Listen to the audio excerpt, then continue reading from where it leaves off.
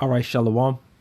First and foremost, I want to give all praise, honor, and glory to YAHAWAH, Bahashem, YAHAWASHI, Bahashem, Rakakwadash. Double honors to the apostles and the elders of the great Millstone. And I want to give peace and salutation to the elect.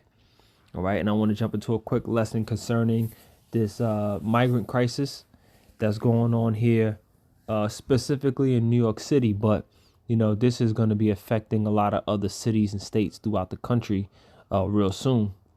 All right, this thing is happening. It's it's spreading out the entire country. You know, a lot of migrants coming in through the southern border, and specifically here in New York, it's starting to really heighten as far as the intensity of it. All right, everywhere you go throughout the city, you're seeing groups, little packs of migrants. You know what I mean? And people are, there's mixed emotions behind it. You know, some people are afraid. Okay. Some people are feeling threatened. Some people are angry, and some people are feeling even remorseful, because you see people who are suffering from, the issues stemming from the countries that they left. A lot of these migrants are coming from countries that was dealing with a lot of economic collapse, major economic collapse. All right, a lot of violence. Okay, government corruption. Okay, not being able to provide and support their families, so, there's a bit of remorse, but specifically what I want to jump into is how in here in New York, now you're seeing a lot more of anger, and people are, they're not really going for this whole migrant crisis. They're not going for it. Okay. They don't want these migrants to affect their standard of living. Okay. And that's a big part of what's going on.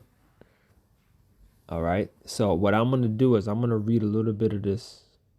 I'm only going to read the title, but I want to jump into the video. Because when I saw this, what stuck out to me is obviously this is a protest against the whole migrant thing. But you can feel the energy and the intensity behind it. Okay. And it makes you think of the times that are to come.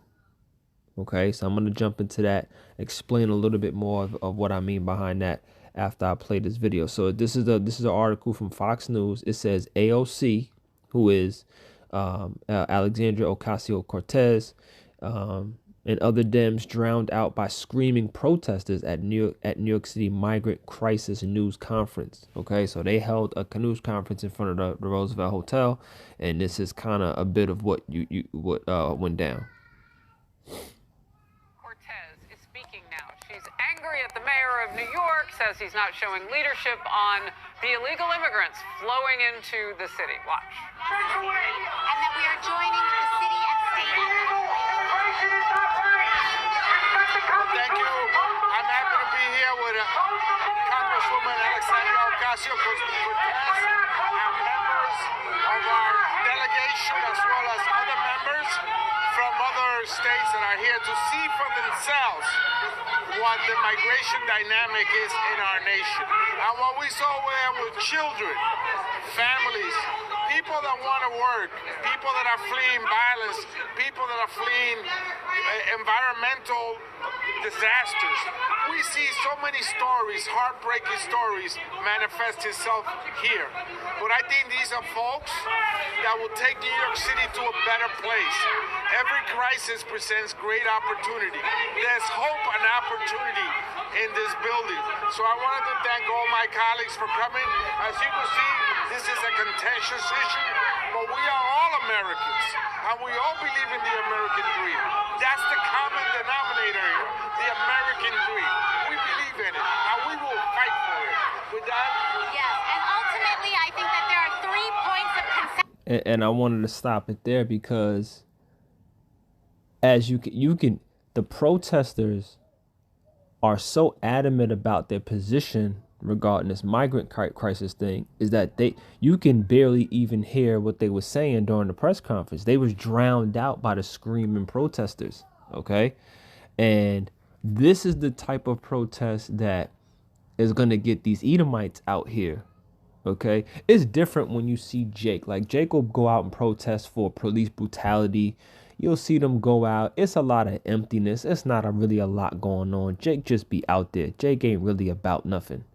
When these Edomites get to protesting and they get to standing up for whatever it is, their constitutional rights, their right to privacy, or something along these lines, you gonna hear and see and feel a different type of energy behind it, because they really believe this being their country, and they really believe in their rights and having things a certain kind of way.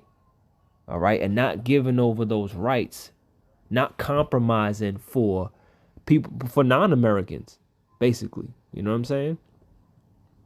And that's the energy that you get with this type of protest, with this whole migrant crisis issue. All right. Now you heard the guy say, he said, this is a part of the American dream. You want others, meaning the migrants, coming over and taking part of the American dream. Right. And that's that narrative. OK, that American dream narrative. That's the narratives which has always been used as a way to say like freedom, justice, and equality for all. Right. So everybody should be able to have the ability to experience the American dream. Right. But quite frankly, this is all just smoke and mirrors, man. All right. When you really get down to the nitty gritty, man, this migrant crisis thing is orchestrated, man. They want all hell to break loose. They want people to feel threatened. OK, they want this to get out of control. All right. And all of this, all of what we're seeing, this is going to contribute to the all out chaos that's going to take place when the dollar is going to, obviously we see the dollar collapsing. Right. We see, people not being able to really, food is inflation. Right. And when inflation turns into hyperinflation. Right. When these supply chain issues get worse and worse, right? We see what's going on with the trucking industry, right? The grocery stores are going to be empty. Ain't no way for that food to get on the shelves, right?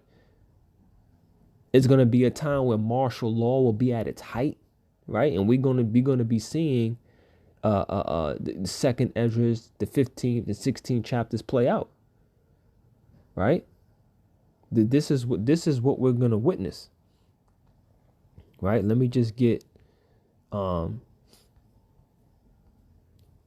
go to second Esdras chapter 6 and verse 22 real quick, because this is a part of what's going to happen due to the fact that, Babylon,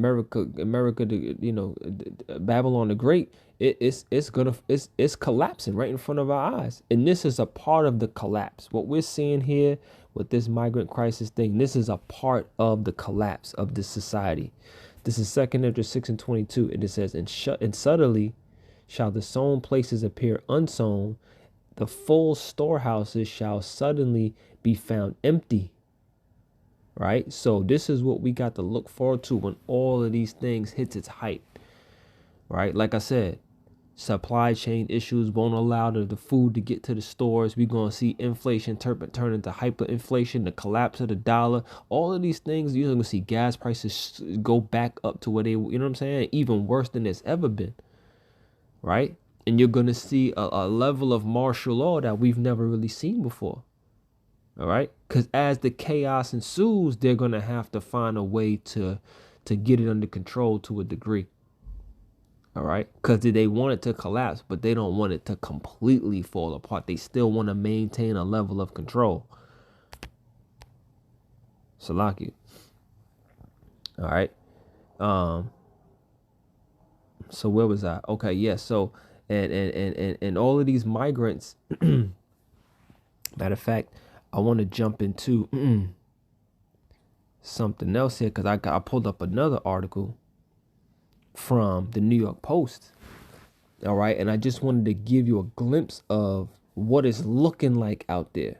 Okay, to back up the point that I'm trying to make. Okay, so this is an article from the New York Post, published on September 20th, which is 2 days ago. It says overwhelmed Texas city declares state of emergency over 11,000 migrants, close to half its population, surge across the border. So, real quick before I play the video, because the video is just going to show something. It just looks crazy. It says an unprecedented surge of 4,000 migrants streamed across the U.S. border with Mexico into Eagle Pass, Texas on Wednesday, forcing the overwhelmed city to declare a state of emergency.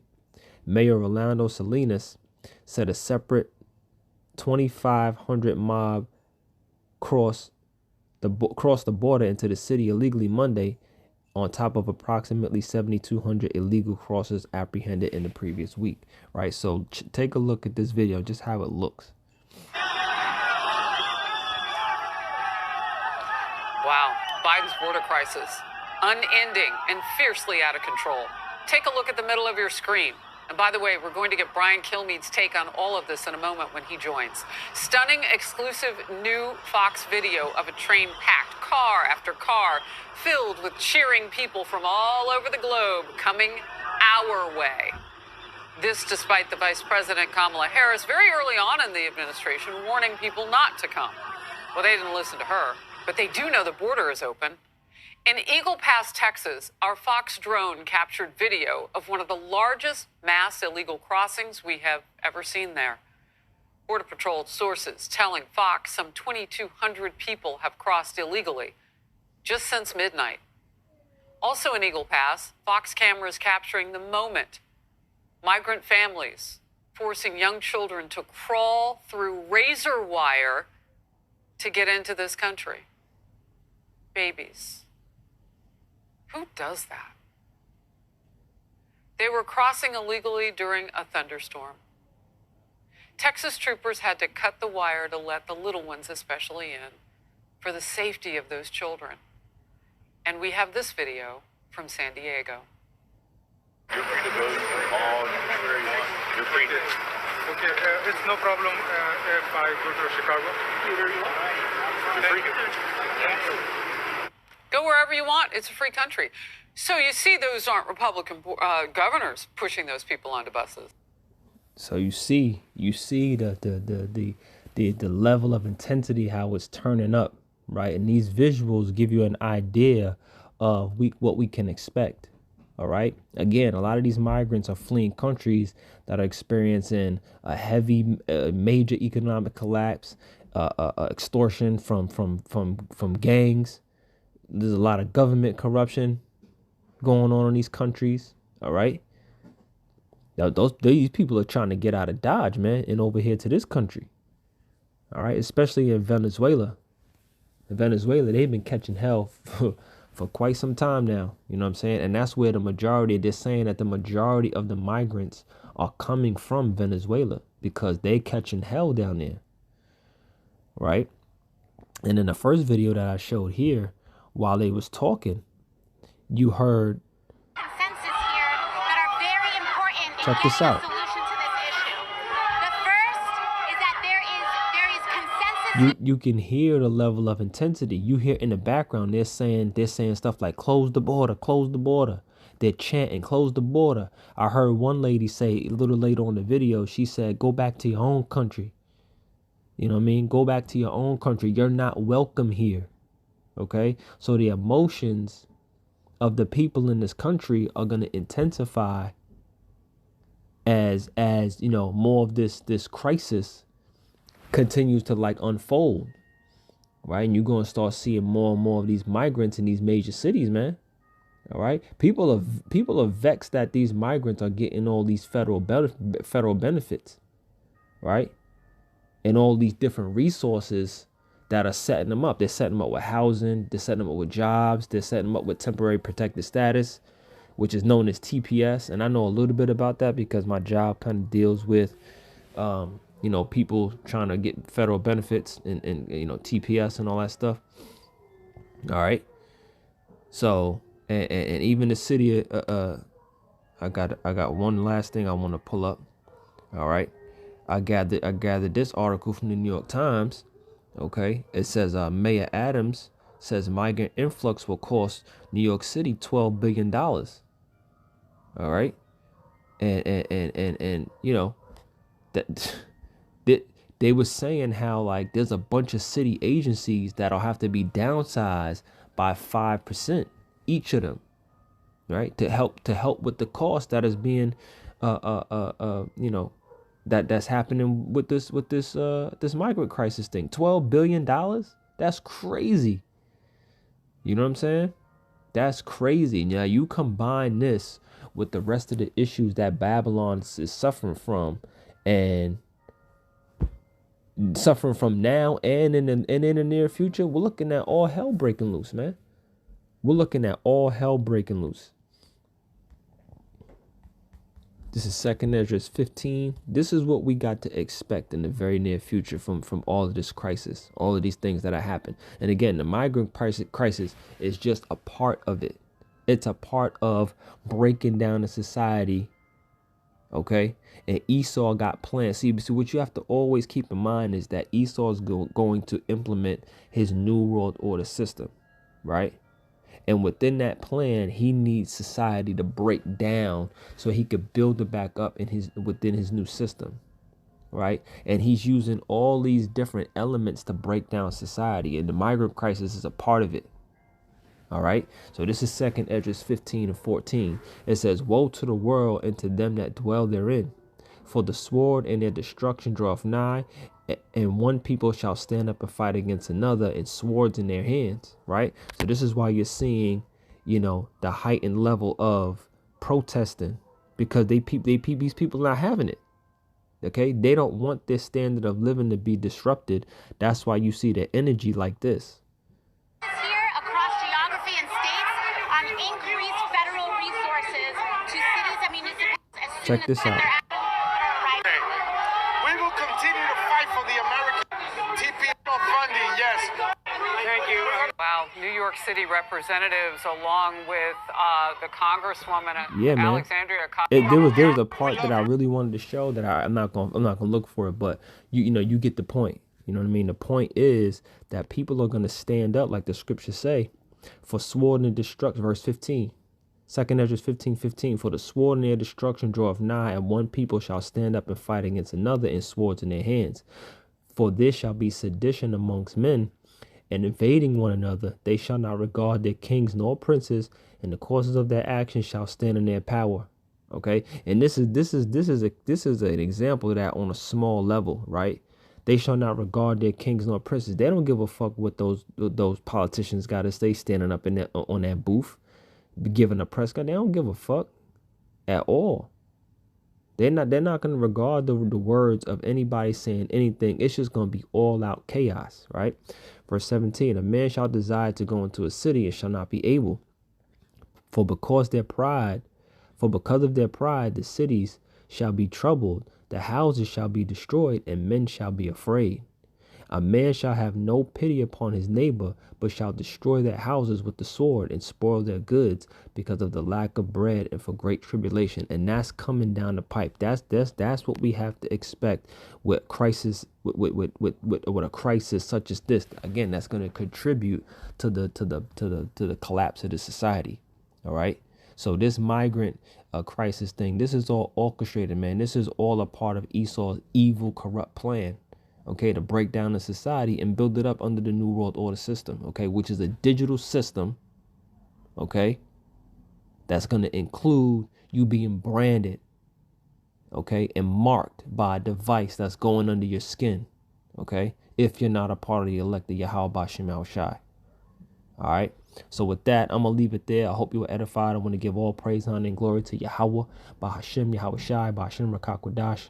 Double honors to the apostles and the elders at Great Millstone. Peace and salutations to the elect. Shalom.